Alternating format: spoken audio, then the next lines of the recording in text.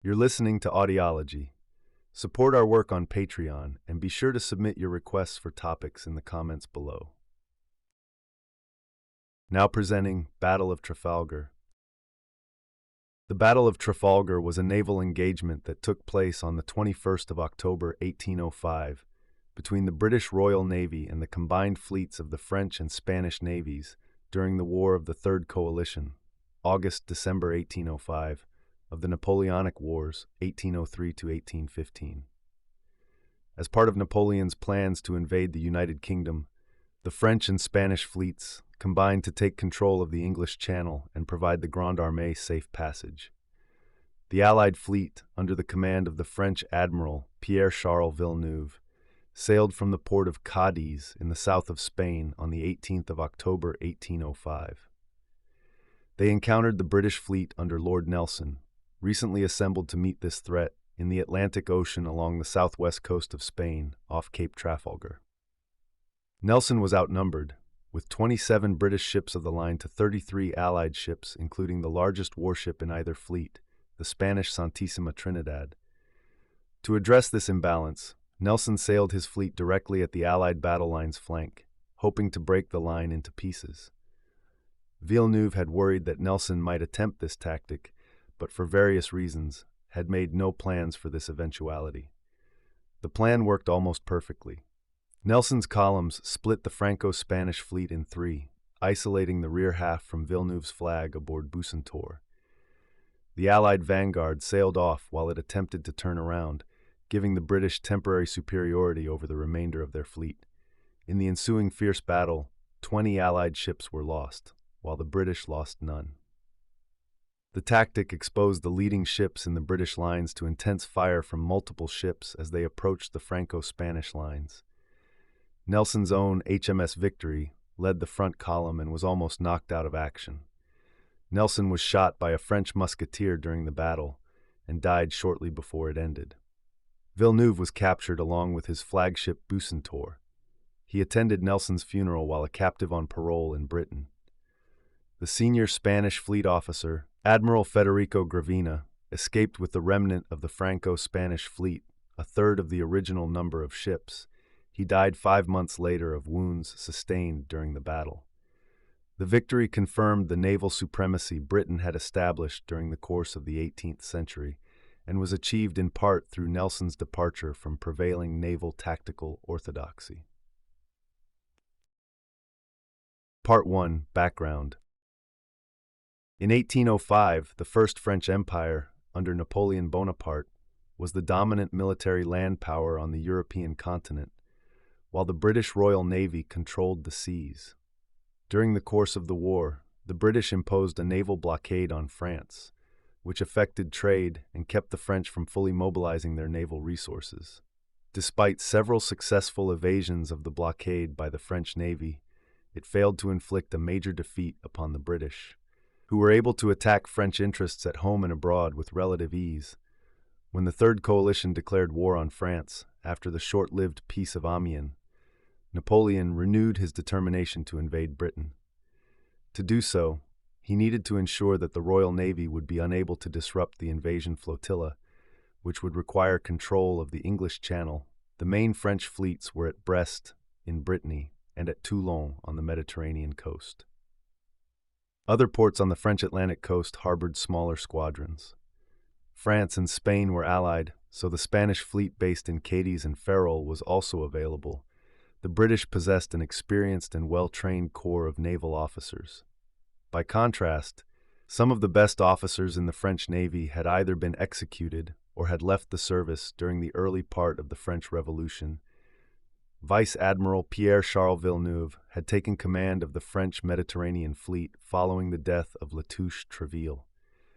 There had been more competent officers, but they had either been employed elsewhere or had fallen from Napoleon's favor.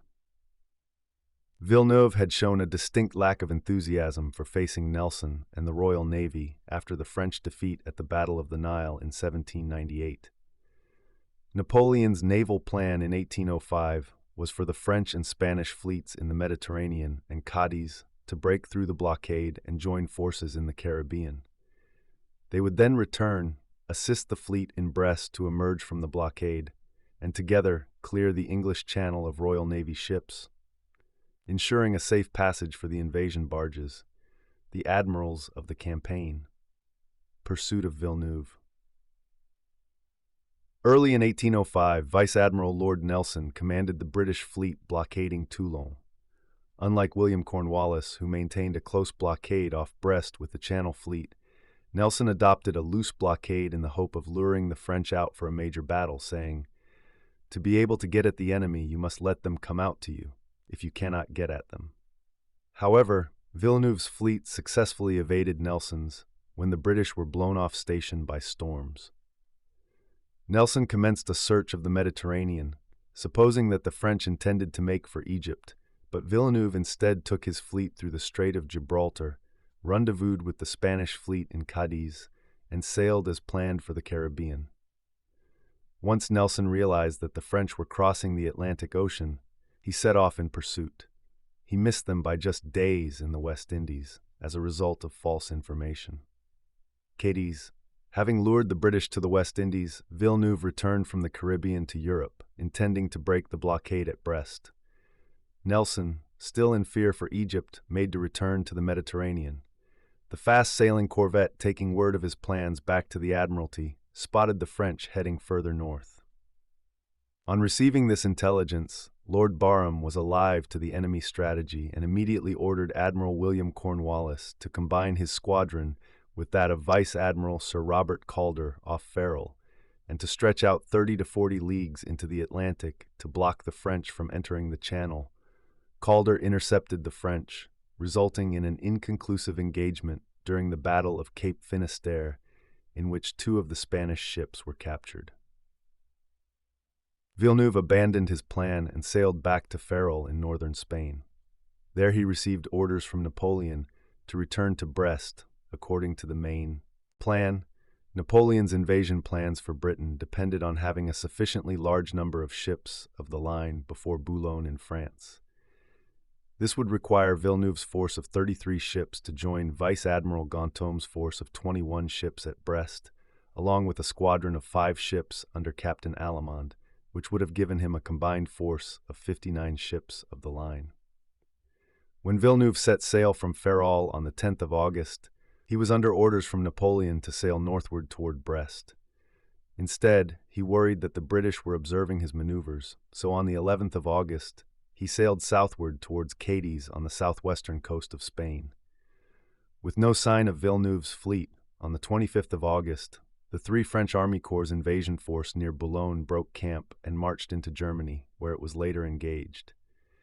This ended the immediate threat of invasion. The same month, Admiral Lord Nelson returned home to Britain after 2 years of duty at sea. He remained ashore for 25 days and was warmly received by his countrymen. Word reached Britain on the 2nd of September about the combined French and Spanish fleet in Cadiz harbor. Nelson had to wait until 15th of September before his ship, HMS Victory, was ready to sail. On the 15th of August, Cornwallis decided to detach 20 ships of the line from the fleet guarding the English Channel to sail southward to engage the enemy forces in Spain. This left the Channel short of large vessels, with only 11 ships of the line present. This detached force formed the nucleus of the British fleet at Trafalgar. This fleet, under the command of Vice Admiral Calder, reached Cadiz on the 15th of September. Nelson joined the fleet on the 28th of September to take command. The British fleet used frigates, faster but too fragile for the line of battle, to keep a constant watch on the harbor, while the main force remained out of sight, approximately 50 miles, 80 kilometers west of the shore. Nelson's hope was to lure the combined Franco-Spanish force out and engage it in a decisive battle. The force watching the harbor was led by Captain Blackwood, commanding HMS Euryalus. His squadron of 7 ships comprised 5 frigates, a schooner, and a brig. Supply situation. At this point, Nelson's fleet badly needed provisioning. On the 2nd of October, 5 ships of the line, HMS Queen, Canopus, Spencer, Zealous, Tiger, and the frigate HMS Endymion were dispatched to Gibraltar under Rear Admiral Sir Thomas Louis for supplies. These ships were later diverted for convoy duty in the Mediterranean, although Nelson had expected them to return. Similarly, HMS Superb under Captain Richard Goodwin Keats had been sent to the dockyard for a refit after 4 years at sea, including the chase of Villeneuve, and was expected to return to the fleet where Keats was to be Nelson's second, but the ship was not released in time. Other British ships continued to arrive, and by the 15th of October the fleet was up to full strength for the battle. Nelson also lost Calder's flagship, the 98-gun Prince of Wales, which he sent home as Calder had been recalled by the Admiralty to face a court-martial for his apparent lack of aggression during the engagement off Cape Finisterre on the 22nd of July. Meanwhile, Villeneuve's fleet in Cadiz was also suffering from a serious supply shortage that could not be easily rectified by the cash-poor French. The blockade maintained by the British fleet had made it difficult for the Franco-Spanish allies to obtain stores, and their ships were ill-equipped. Villeneuve's ships were also more than 2,000 men short of the force needed to sail. These were not the only problems faced by the Franco-Spanish fleet. The main French ships of the line had been kept in harbor for years by the British blockade with only brief sorties. The French crews included few experienced sailors, and as most of the crew had to be taught the elements of seamanship on the few occasions when they got to sea, gunnery was neglected. The hasty voyage across the Atlantic and back used up vital supplies. Villeneuve's supply situation began to improve in October, but news of Nelson's arrival made Villeneuve reluctant to leave port. His captains had held a vote on the matter and decided to stay in harbor. On the 16th of September, Napoleon gave orders for the French and Spanish ships at Cadiz to put to sea at the first favorable opportunity, join with 7 Spanish ships of the line, then at Cartagena, go to Naples and land the soldiers they carried to reinforce his troops there. Then fight decisively if they met a numerically inferior British fleet. Part 2: Fleets. British. On the 21st of October, Admiral Nelson had 27 ships of the line with 2,148 cannon and a total of 17,000 crewmen and marines under his command. Nelson's flagship, HMS Victory, captained by Thomas Masterman Hardy, was one of 3 100-gun first rates in his fleet. He also had 4 98-gun second rates and 23rd rates. One of the third rates was an 80-gun vessel, and 16 were 74-gun vessels. The remaining 3 were 64-gun ships, which were being phased out of the Royal Navy at the time of the battle. Nelson also had 4 frigates of 38 or 36 guns, a 12-gun schooner, and a 10-gun cutter. Franco-Spanish. Against Nelson, Vice Admiral Villeneuve, sailing on his flagship Bucentaur, fielded 33 ships of the line, including some of the largest in the world at the time. The Spanish contributed 4 first rates to the fleet. 3 of these ships, one at 130 guns, Santissima Trinidad, and 2 at 112 guns, Príncipe de Asturias, Santa Ana, were much larger than anything under Nelson's command. The 4th first rate carried 100 guns. The fleet had 6 80-gun third rates, 4 French and 2 Spanish, and 1 Spanish 64-gun third rate. The remaining 22 third rates were 74-gun vessels, of which 14 were French and 8 Spanish. In total, the Spanish contributed 15 ships of the line, and the French 18, along with some 30,000 men and marines, manning 2,632 cannon. The fleet also included 5 40-gun frigates and 2 18-gun brigs, all French. Part 3: Battle. Nelson's plan. The prevailing tactical orthodoxy at the time involved maneuvering to approach the enemy fleet in a single line of battle and then engaging broadside in parallel lines.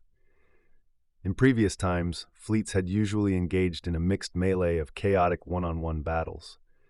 One reason for the development of the line of battle system was to facilitate control of the fleet. If all the ships were in line, signaling in battle became possible. The line also allowed either side to disengage by breaking away in formation. If the attacker chose to continue, their line would be broken as well. This often led to inconclusive battles, or allowed the losing side to minimize its losses. But Nelson wanted a conclusive action, giving his well-trained crews a chance to fight ship to ship. Nelson's solution to the problem was to cut the opposing line in 3. Approaching in 2 columns, sailing perpendicular to the enemy's line, one towards the center of the opposing line and one towards the trailing end, his ships would surround the middle third and force them to fight to the end. Nelson hoped specifically to cut the line just in front of the French flagship, Bucentaure. The isolated ships in front of the break would not be able to see the flagship's signals, which he hoped would take them out of combat while they reformed. This echoed the tactics used by Admiral Duncan at the Battle of Camperdown and Admiral Jervis at the Battle of Cape St. Vincent, both in 1797. The plan had three principal advantages. First, the British fleet would close with the Franco-Spanish as quickly as possible, preventing their escape. Second, it would quickly bring on a melee and frantic battle by breaking the Franco-Spanish line and inducing a series of individual ship-to-ship actions, in which the British knew they were likely to prevail. Nelson knew that the superior seamanship, faster gunnery, and better morale of his crews were great advantages. Third, it would bring a decisive concentration on the rear of the Franco-Spanish fleet. The ships in the van of the enemy fleet would have to turn back to support the rear, which would take a long time. Additionally, once the Franco-Spanish line had been broken, their ships would be relatively defenseless against powerful broadsides from the British fleet, and it would take them a long time to reposition to return fire. The main drawback of attacking head-on was that as the leading British ships approached, the Franco-Spanish combined fleet would be able to direct raking broadside fire at their bows, to which they would be unable to reply. To lessen the time the fleet was exposed to this danger, Nelson had his ships make all available sail, including stun sails, yet another departure from the norm. He was also well aware that French and Spanish gunners were ill-trained and would have difficulty firing accurately from a moving gun platform. The combined fleet was sailing across a heavy swell, causing the ships to roll heavily and exacerbating the problem. Nelson's plan was indeed a gamble, but a carefully calculated one. During the period of blockade off the coast of Spain in October, Nelson instructed his captains over 2 dinners aboard Victory on his plan for the approaching battle. In an animated conversation with his favorite captain, Richard Goodwin Keats, who was expected to be his second in the forthcoming battle, Nelson explained a refined battle plan whilst the two were walking in the garden of Merton in August 1805. The order of sailing in which the fleet was arranged when the enemy was first sighted was to be the order of the ensuing action, so that no time would be wasted in forming 2 lines. The first, led by his second-in-command Vice Admiral Cuthbert Collingwood, was to sail into the rear of the enemy line, while the other, led by Nelson, was to sail into the center and vanguard. In preparation for the battle, Nelson ordered the ships of his fleet to be painted in a distinctive yellow and black pattern, later known as the Nelson checker, that would make them easy to distinguish from their opponents. Nelson was careful to point out that something had to be left to chance. Nothing is sure in a sea battle, so he left his captains free from all hampering rules by telling them that no captain can do very wrong if he places his ship alongside that of the enemy. In short, circumstances would dictate the execution, subject to the guiding rule that the enemy's rear was to be cut off and superior force concentrated on that part of the enemy's line. Admiral Villeneuve himself expressed his belief that Nelson would use some sort of unorthodox attack, presciently speculating that Nelson would drive right at his line. But his long game of cat and mouse with Nelson had worn him down, and he was suffering from a loss of nerve. Fearing that his inexperienced officers would be unable to maintain formation in more than one group, he chose to keep the single line that became Nelson's target. Departure. The combined fleet of French and Spanish warships anchored in Cadiz under the leadership of Admiral Villeneuve was in disarray. On the 16th of September 1805, Villeneuve received orders from Napoleon to sail the combined fleet from Cadiz to Naples. At first, Villeneuve was optimistic about returning to the Mediterranean, but soon had second thoughts. A war council was held aboard his flagship, Bucentaure, on the 8th of October. While some of the French captains wished to obey Napoleon's orders, the Spanish captains and other French officers, including Villeneuve, thought it best to remain in Cadiz. Villeneuve changed his mind yet again on the 18th of October, 1805, ordering the combined fleet to sail immediately, even though there were only very light winds. The sudden change was prompted by a letter Villeneuve had received on the 18th of October, informing him that Vice Admiral François Rosalie had arrived in Madrid with orders to take command of the combined fleet.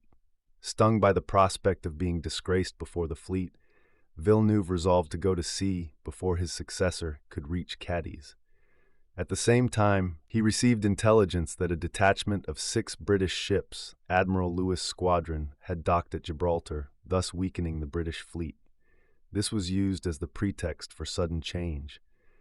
The weather, however, suddenly turned calm following a week of gales. This slowed the progress of the fleet leaving the harbor, giving the British plenty of warning. Villeneuve had drawn up plans to form a force of 4 squadrons, each containing both French and Spanish ships. Following their earlier vote on the 8th of October to stay put, some captains were reluctant to leave Cadiz, and as a result, they failed to follow Villeneuve's orders closely, and the fleet straggled out of the harbor in no particular formation. It took most of 20th of October for Villeneuve to get his fleet organized. It eventually set sail in 3 columns for the Straits of Gibraltar to the southeast. That same evening, Achille spotted a force of 18 British ships of the line in pursuit. The fleet began to prepare for battle, and during the night, they were ordered into a single line.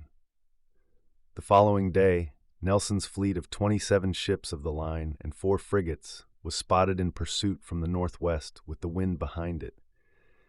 Villeneuve again ordered his fleet into 3 columns, but soon changed his mind and restored a single line. The result was a sprawling, uneven formation. At 5:40 a.m. on the 21st of October, the British were about 21 miles, 34 kilometers, to the northwest of Cape Trafalgar, with the Franco-Spanish fleet between the British and the Cape. About 6 a.m., Nelson gave the order to prepare for battle. At 8 a.m., the British frigate Euryalus, which had been keeping watch on the combined fleet overnight, observed the British fleet still forming the lines in which it would attack. At 8 a.m., Villeneuve ordered the fleet to wear together, turn about, and return to Cadiz. This reversed the order of the Allied line, placing the rear division under Rear Admiral Pierre Dumanoir Lepelli in the vanguard. The wind became contrary at this point, often shifting direction. The very light wind rendered maneuvering virtually impossible for all but the most expert seamen. The inexperienced crews had difficulty with the changing conditions, and it took nearly an hour and a half for Villeneuve's order to be completed. The French and Spanish fleet now formed an uneven, angular crescent, with the slower ships generally to leeward and closer to the shore. By 11 a.m., Nelson's entire fleet was visible to Villeneuve, drawn up in 2 parallel columns. The 2 fleets would be within range of each other within an hour. Villeneuve was concerned at this point about forming up a line, as his ships were unevenly spaced in an irregular formation drawn out nearly 5 miles, 8 kilometers long, as Nelson's fleet approached. As the British drew closer, they could see that the enemy was not sailing in a tight order, but in irregular groups. Nelson could not immediately make out the French flagship, as the French and Spanish were not flying command pennants. Nelson was outnumbered and outgunned, the enemy totaling nearly 30,000 men and 2,568 guns to his 17,000 men and 2,148 guns. The Franco-Spanish fleet also had 6 more ships of the line, and so could more readily combine their fire. There was no way for some of Nelson's ships to avoid being doubled on, or even trebled on. As the 2 fleets drew closer, anxiety began to build among officers and sailors. One British sailor described the approach thus: "During this momentous preparation, the human mind had ample time for meditation, for it was evident that the fate of England rested on this battle." Combat. The battle progressed largely according to Nelson's plan. At 11:45, Nelson sent the flag signal. "England expects that every man will do his duty." His lordship came to me on the poop, and after ordering certain signals to be made, about 1:45, he said, "Mr. Pascoe, I wish to say to the fleet, England confides that every man will do his duty." And he added, "You must be quick, for I have one more to make which is for close action." I replied, If your lordship will permit me to substitute expects for confides, the signal will soon be completed, because the word expects is in the vocabulary, and confides must be spelt, his lordship replied, in haste and with seeming satisfaction. That will do, Pasco, make it directly. The term England was widely used at the time to refer to the United Kingdom. The British fleet included significant contingents from Ireland, Scotland, and Wales. Unlike the photographic depiction above, this signal would have been shown on the mizzen mast only and would have required 12 lifts. As the battle opened, the French and Spanish were in a ragged, curved line headed north. As planned, the British fleet was approaching the Franco-Spanish line in 2 columns. Leading the northern windward column in victory was Nelson, while Collingwood in the 100-gun Royal Sovereign led the second, leeward, column. The 2 British columns approached from the west at nearly a right angle to the Allied line. Nelson led his column into a feint toward the van of the Franco-Spanish fleet, and then abruptly turned toward the actual point of attack. Collingwood altered the course of his column slightly so that the 2 lines converged at this line of attack. Just before his column engaged the Allied forces, Collingwood said to his officers, "Now, gentlemen, let us do something today which the world may talk of hereafter." Because the winds were very light during the battle, all the ships were moving extremely slowly, and the foremost British ships were under heavy fire from several of the Allied ships for almost an hour before their own guns could bear. At noon, Villeneuve sent the signal, "Engage the enemy," and Fougueux fired her first trial shot at Royal Sovereign. Royal Sovereign had all sails out, and having recently had her bottom cleaned, outran the rest of the British fleet. As she approached the Allied line, she came under fire from Fougueux, Indomitable, San Justo, and San Leandro before breaking the line just astern of Admiral Alava's flagship Santa Ana, into which she fired a devastating double-shotted raking broadside. On board Victory, Nelson pointed to Royal Sovereign and said, "See how that noble fellow Collingwood carries his ship into action." At approximately the same moment, Collingwood remarked to his captain, Edward Rotherham, "What would Nelson give to be here?" The second ship in the British lee column, Belle-Ile, was engaged by Aigle, Achille, Neptune, and Fougueux. She was soon completely dismasted, unable to maneuver, and largely unable to fight, as her sails blinded her batteries, but kept flying her flag for 45 minutes until the following British ships came to her rescue.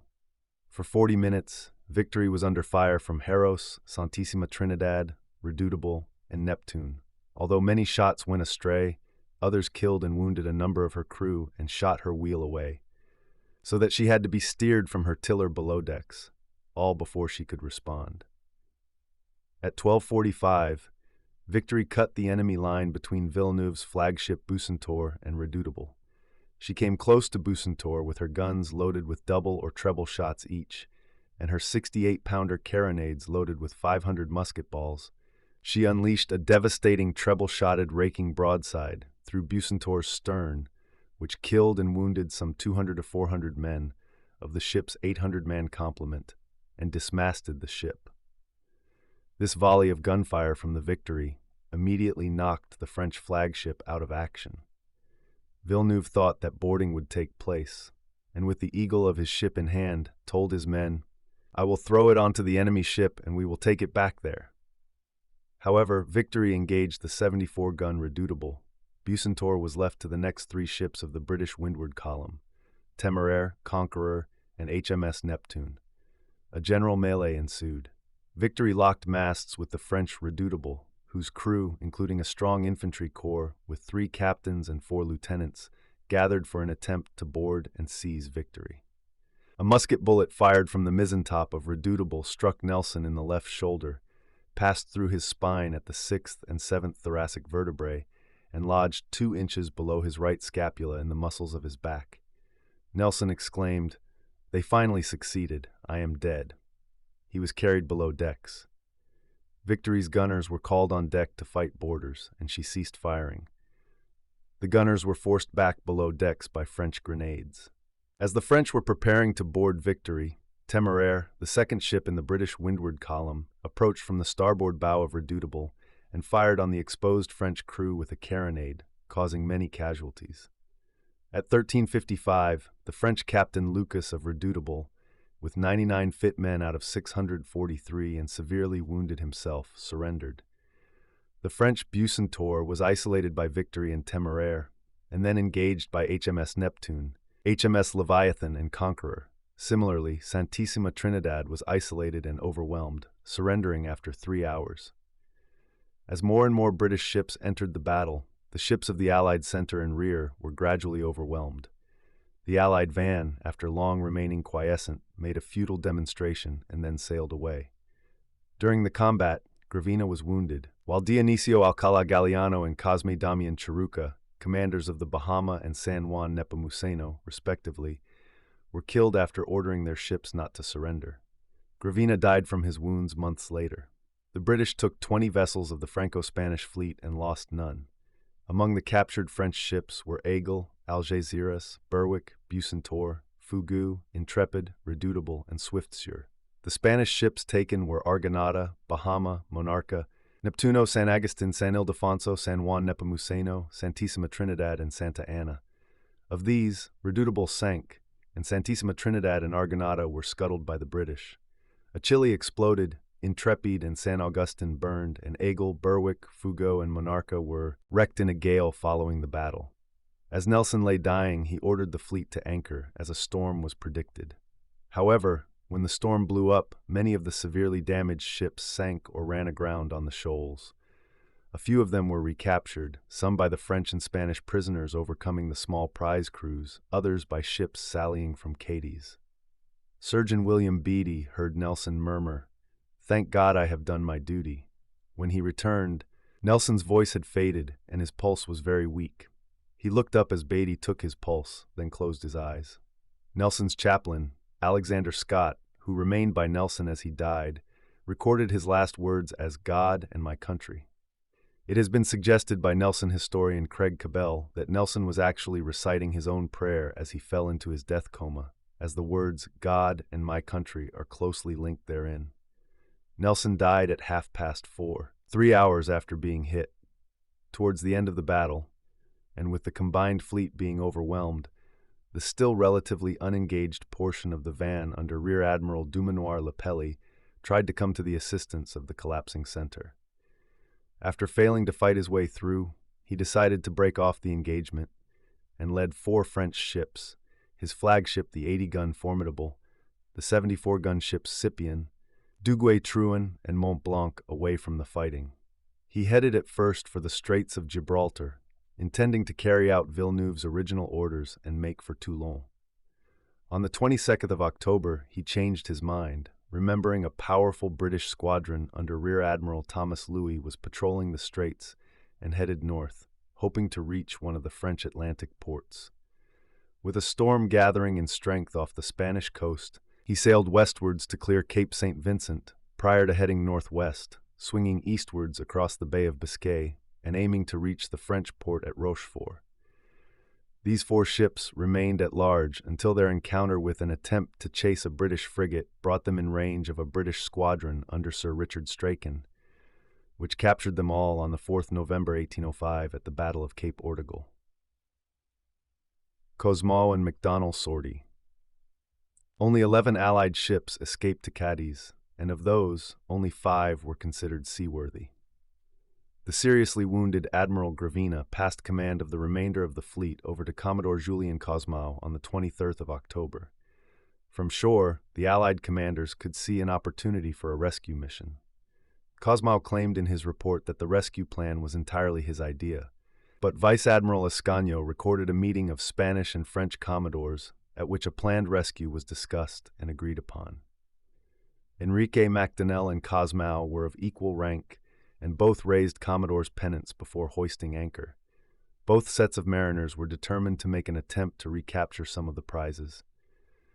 Cosmo ordered the rigging of his ship, the 74-gun Pluton, to be repaired and reinforced her crew, which had been depleted by casualties from the battle, with sailors from the French frigate Hermione. Taking advantage of a favorable northwesterly wind, Pluton, the 80-gun Neptune, and Indomptable, the Spanish 100-gun Rayo and 74-gun San Francisco de Assis, together with 5 French frigates and 2 brigs, sailed out of the harbor towards the British. The British cast off the prizes. Soon after leaving port, the wind shifted to west-southwest, raising a heavy sea with the result that most of the British prizes broke their tow ropes and, drifting far to leeward, were only partially resecured. The combined squadron came in sight at noon, causing Collingwood to summon his most battle-ready ships to meet the threat. In doing so, he ordered them to cast off towing their prizes. He had formed a defensive line of 10 ships by 3 o'clock in the afternoon and approached the Franco-Spanish squadron, covering the remainder of their prizes which stood out to sea. The Franco-Spanish squadron, numerically inferior, chose not to approach within gunshot and then declined to attack. Collingwood also chose not to seek action, and in the confusion of the powerful storm, the French frigates managed to retake 2 Spanish ships of the line, which had been cast off by their British captors, the 112-gun Santa Ana and 80-gun Neptuno, taking them in tow and making for Cadiz. On being taken in tow, the Spanish crews rose up against their British prize crews, putting them to work as prisoners. Despite this initial success, the Franco-Spanish force, hampered by battle damage, struggled in the heavy seas. Neptuno was eventually wrecked off Rota in the gale, while Santa Ana reached port. The French 80-gun ship Indomptable was wrecked on the 24th or 25th off the town of Rota on the northwest point of the Bay of Cadiz. At the time, Indomptable had 1,200 men on board, but no more than 100 were saved. San Francisco de Asís was driven ashore in Cadiz Bay, near Fort Santa Catalina, although her crew was saved. Rayo, an old 3-decker with more than 50 years of service, anchored off Sanlúcar, a few leagues to the northwest of Rota. There, she lost her masts, already damaged in the battle. Heartened by the approach of the squadron, the French crew of the former flagship Bucentaure also rose up and retook the ship from the British prize crew, but she was wrecked later on the 23rd of October. Aigle escaped from the British ship HMS Defiance, but was wrecked off the port of Santa Maria on the 23rd of October, while the French prisoners on Berwick cut the tow cables, but caused her to founder off Sanlúcar on the 22nd of October. The crew of Algeciras rose up and managed to sail into Cadiz. Observing that some of the leewardmost of the prizes were escaping towards the Spanish coast, Leviathan asked for and was granted permission by Collingwood to try to retrieve the prizes and bring them to anchor. Leviathan chased Monarca, but on the 24th of October she came across Rayo, dismasted but still flying Spanish colors, at anchor off the shoals of Sanlúcar. At this point, the 74-gun HMS Donegal, en route from Gibraltar under Captain Pulteney Malcolm, was seen approaching from the south on the larboard tack, with a moderate breeze from northwest by north, and steered directly for the Spanish 3-decker. At about 10 o'clock, just as Monarca had got within little more than a mile of Rayo, Leviathan fired a warning shot wide of Monarca to oblige her to drop anchor. The shot fell between Monarca and Rayo. The latter, conceiving that it was probably intended for her, hauled down her colors and was taken by HMS Donegal, who anchored alongside and took off the prisoners. Leviathan resumed her pursuit of Monarca, eventually catching up and forcing her to surrender. On boarding her, her British captors found that she was in a sinking state, and so removed the British prize crew and nearly all of her original Spanish crew members. The nearly empty Monarca parted her cable and was wrecked during the night. Despite the efforts of her British prize crew, Rayo was driven on shore on the 26th of October and wrecked, with the loss of 25 men. The remainder of the prize crew were made prisoners by the Spanish. Casualties. Aftermath. In the aftermath of the storm, Collingwood wrote, "The condition of our own ships was such that it was very doubtful what would be their fate. Many a time I would have given the whole group of our capture to ensure our own. I can only say that in my life I never saw such efforts as were made to save these prize ships, and would rather fight another battle than pass through such a week as followed it." On balance, the Allied counterattack achieved little. In forcing the British to suspend their repairs to defend themselves, it influenced Collingwood's decision to sink or set fire to the most damaged of his remaining prizes. Cosmao retook 2 Spanish ships of the line, but it cost him 1 French and 2 Spanish vessels to do so. Fearing their loss, the British burnt or sank Santissima Trinidad, Argonauta, San Antonio, and Intrepid. Only 4 of the British prizes, the French Swiftsure inland, the Spanish Bahama, San Ildefonso, and San Juan Nepomuceno, survived to be taken to Britain. After the end of the battle and storm, only 9 ships of the line were left in Cadiz. Spanish military garrisons and civilians set out to rescue survivors from the numerous shipwrecks scattered along the Andalusian coast. British prize crews were captured and given good treatment. On the 27th of October, Collingwood offered the governor of Cadiz to put his Spanish wounded prisoners ashore and set them free. The governor and Gravina offered in exchange to release their British prisoners, who boarded the British fleet. The French later joined this humanitarian agreement. The disparity in losses has been attributed by some historians less to Nelson's daring tactics than to the difference in fighting readiness of the 2 fleets. Nelson's fleet was made up of ships of the line, which had spent a considerable amount of sea time during the months of blockades of French ports, whilst the French fleet had generally been at anchor in port. However, Villeneuve's fleet had just spent months at sea crossing the Atlantic twice, which supports the proposition that the main difference between the 2 fleets' combat effectiveness was the morale of the leaders. The daring tactics employed by Nelson were to ensure a strategically decisive result. The results vindicated his naval judgment. Part 4 Results. When Rosalie arrived in Cadiz, he found only 5 French ships rather than the 18 he was expecting. The surviving ships remained bottled up in Cadiz until 1808, when Napoleon invaded Spain. The French ships were then seized by the Spanish forces and put into service against France. HMS Victory made her way to Gibraltar for repairs, carrying Nelson's body. She put into Rossia Bay, Gibraltar, and after emergency repairs were carried out, returned to Britain. Many of the injured crew were taken ashore at Gibraltar and treated in the naval hospital. Men who subsequently died from injuries sustained at the battle are buried in or near the Trafalgar Cemetery, at the south end of Main Street, Gibraltar. One Royal Marine officer, Captain Charles Adair, was killed on board Victory, and Royal Marine Lieutenant Louis Buckle Reeve was seriously wounded and laid next to Nelson. The battle took place the day after the Battle of Ulm, and Napoleon did not hear about it for weeks. The Grande Armée had left Boulogne to fight Britain's allies before they could combine their armies. He had tight control over the Paris media and kept the defeat a closely guarded secret for over a month, at which point newspapers proclaimed it to have been a tremendous victory. In a counter-propaganda move, a fabricated text declaring the battle a spectacular victory for the French and Spanish was published in Herald and attributed to Le Moniteur Universel. Vice Admiral Villeneuve was taken prisoner aboard his flagship and taken back to Britain. After his parole in 1806, he returned to France, where he was found dead in his inn room during a stop on the way to Paris, with 6 stab wounds in the chest from a dining knife. It was officially recorded that he had committed suicide. Despite the British victory over the Franco-Spanish navies, Trafalgar had negligible impact on the remainder of the War of the Third Coalition. Less than 2 months later, Napoleon decisively defeated the Third Coalition at the Battle of Austerlitz, knocking Austria out of the war and forcing the dissolution of the Holy Roman Empire. Although Trafalgar meant France could no longer challenge Britain at sea, Napoleon proceeded to establish the continental system in an attempt to deny Britain trade with the continent. The Napoleonic Wars continued for another 10 years after Trafalgar. Nelson's body was preserved in a barrel of brandy for the trip home to a hero's funeral.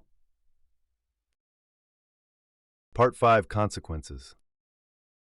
Following the battle, the Royal Navy was never again seriously challenged by the French fleet in a large-scale engagement. Napoleon had already abandoned his plans of invasion before the battle, and they were never revived. The battle did not mean, however, that the French naval challenge to Britain was over.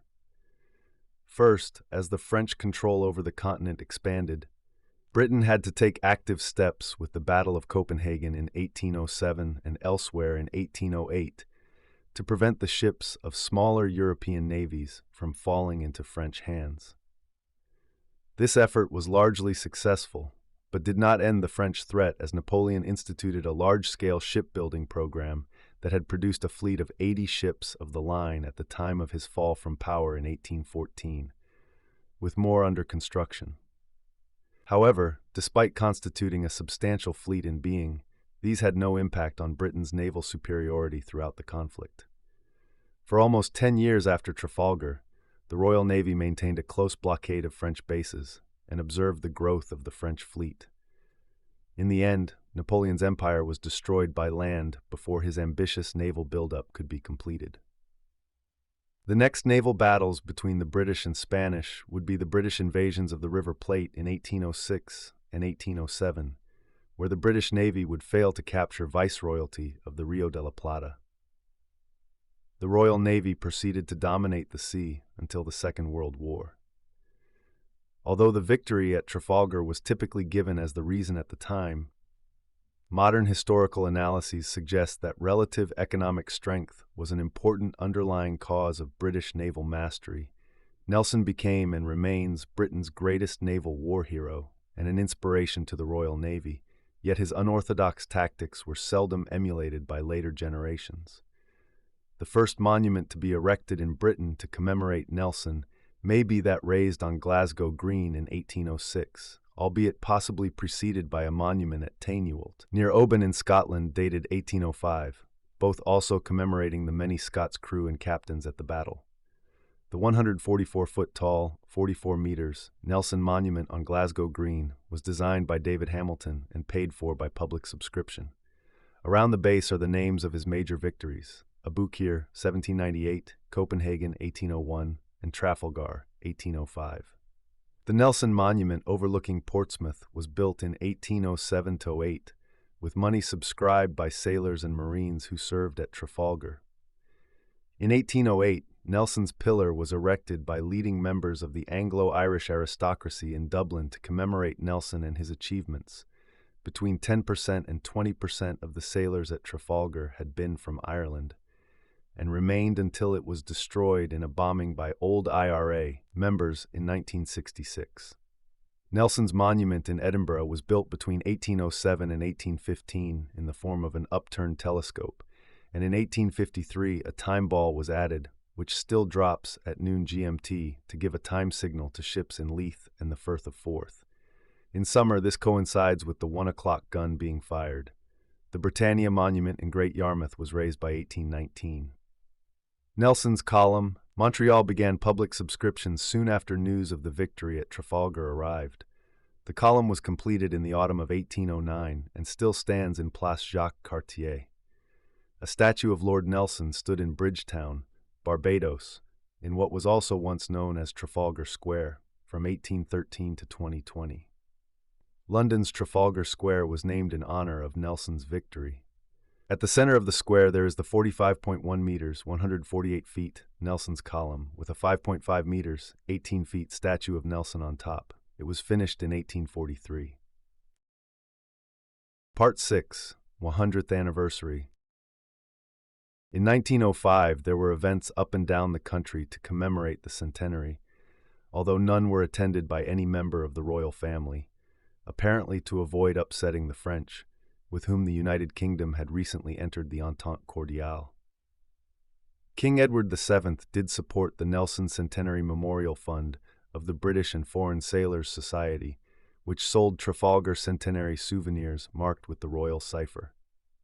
A gala was held on the 21st of October at the Royal Albert Hall in aid of the fund, which included a specially commissioned film by Alfred John West entitled Our Navy.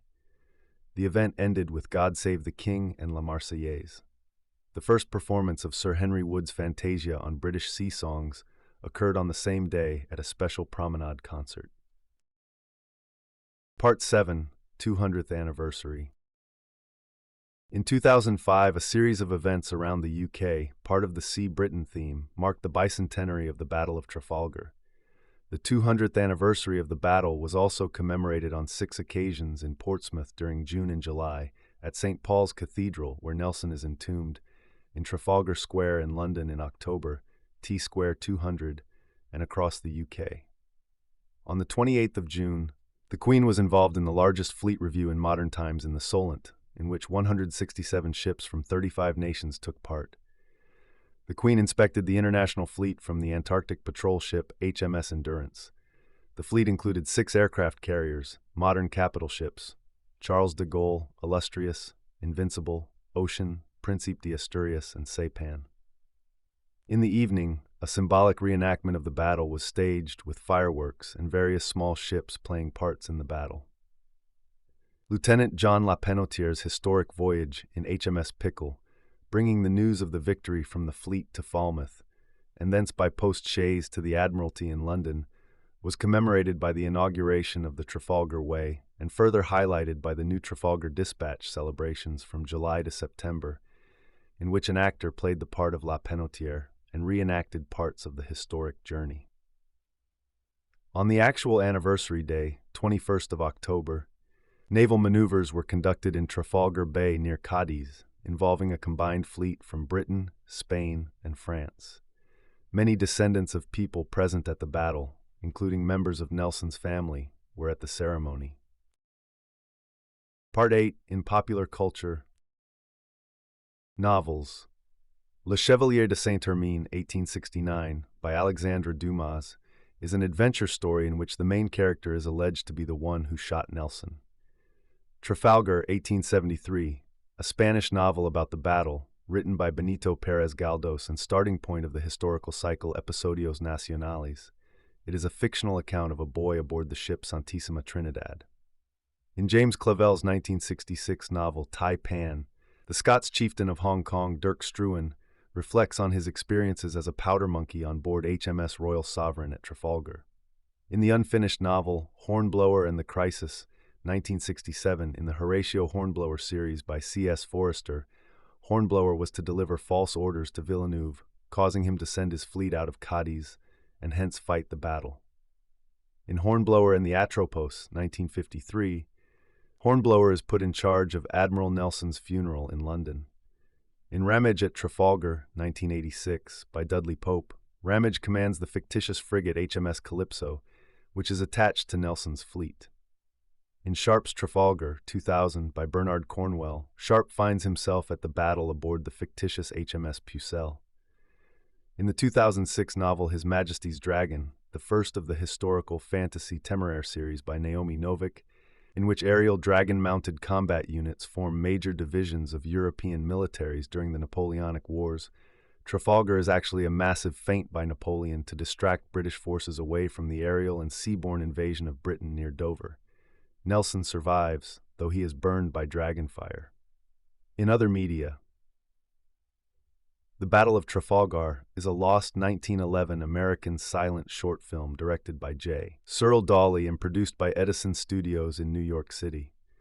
Some stills from the production survive and show actor Sidney Booth performing as Nelson on film sets simulating various decks of victory. Nelson, also cited Nelson, the story of England's immortal naval hero, is a silent 1918 British historical film directed by Maurice Elvey and starring Donald Calthrop, Malvina Longfellow, and Ivy Close. The screenplay, which includes recreations of the battle, is based on Robert Southey's 1813 biography, The Life of Horatio, Lord Viscount Nelson. Nelson is another silent British biographical film that depicts events in the battle. Released in 1926, it features Sir Cedric Hardwicke in the title role. That Hamilton Woman is a 1941 film about Horatio Nelson and Emma, Lady Hamilton, and also includes recreations of battle scenes. Bequest to the Nation, released in the U.S. as The Nelson Affair. A 1973 British historical drama film directed by James Selin Jones and starring Glenda Jackson, Peter Finch, and Michael Jaston. The majority of the film revolves around Nelson's shore leave with Lady Hamilton, followed by Nelson's recall to duty and the climactic Battle of Trafalgar. Jonathan Wilcox composed a major choral work, A Great and Glorious Victory, to mark the bicentenary of the battle in October 2005. The BBC marked the bicentenary with Nelson's Trafalgar, a 2005 vivid drama documentary which took full advantage of the computer-generated effects of the time. Presented by Michael Portillo, the 2-disc DVD version runs 76 minutes plus extras. Portillo later revisited the format and the event, presenting the BBC's 2019 drama documentary, The HMS Victory Story. Admiral Over the Oceans is a song composed by Swedish power metal band Civil War, detailing the battle from the point of view of a sailor and from Nelson himself. In conclusion, the Battle of Trafalgar was a naval engagement that took place on the 21st of October 1805 between the British Royal Navy and the combined fleets of the French and Spanish navies during the War of the Third Coalition, August-December 1805 of the Napoleonic Wars, 1803 to 1815. As part of Napoleon's plans to invade the United Kingdom, the French and Spanish fleets combined to take control of the English Channel and provide the Grande Armée safe passage. The Allied fleet, under the command of the French admiral Pierre-Charles Villeneuve, sailed from the port of Cadiz in the south of Spain on the 18th of October 1805. They encountered the British fleet under Lord Nelson, recently assembled to meet this threat, in the Atlantic Ocean along the southwest coast of Spain, off Cape Trafalgar. Nelson was outnumbered, with 27 British ships of the line to 33 Allied ships, including the largest warship in either fleet, the Spanish Santísima Trinidad. To address this imbalance, Nelson sailed his fleet directly at the Allied battle line's flank, hoping to break the line into pieces. Villeneuve had worried that Nelson might attempt this tactic, but for various reasons, had made no plans for this eventuality. The plan worked almost perfectly. Nelson's column split the Franco-Spanish fleet in three, isolating the rear half from Villeneuve's flag aboard Bucentaure. The Allied vanguard sailed off while it attempted to turn around, giving the British temporary superiority over the remainder of their fleet. In the ensuing fierce battle, 20 Allied ships were lost, while the British lost none. The tactic exposed the leading ships in the British lines to intense fire from multiple ships as they approached the Franco-Spanish lines. Nelson's own HMS Victory led the front column and was almost knocked out of action. Nelson was shot by a French musketeer during the battle and died shortly before it ended. Villeneuve was captured along with his flagship Bucentaure. He attended Nelson's funeral while a captive on parole in Britain. The senior Spanish fleet officer, Admiral Federico Gravina, escaped with the remnant of the Franco-Spanish fleet, a third of the original number of ships. He died 5 months later of wounds sustained during the battle. The victory confirmed the naval supremacy Britain had established during the course of the 18th century, and was achieved in part through Nelson's departure from prevailing naval tactical orthodoxy.